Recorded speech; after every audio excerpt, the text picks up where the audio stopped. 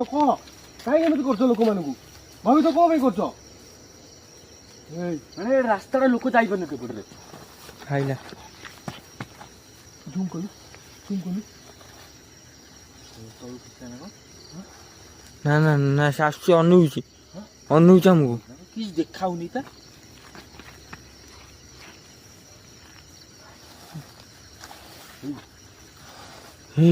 ଘୁଷି ଘୁଷି ଯାଉଛି।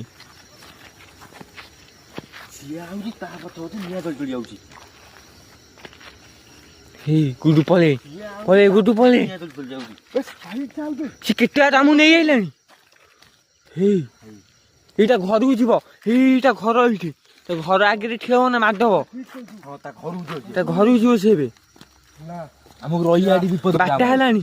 ସେ ଆମକୁ ଆଟାକ୍ କରୁଛି ପୁରା ଝୁମ୍ କଲୁ ହେଇ ପୁରା ଝୁମ୍ କର ଦେଖ ତା ଘରକୁ ଯାଉଛି। ନା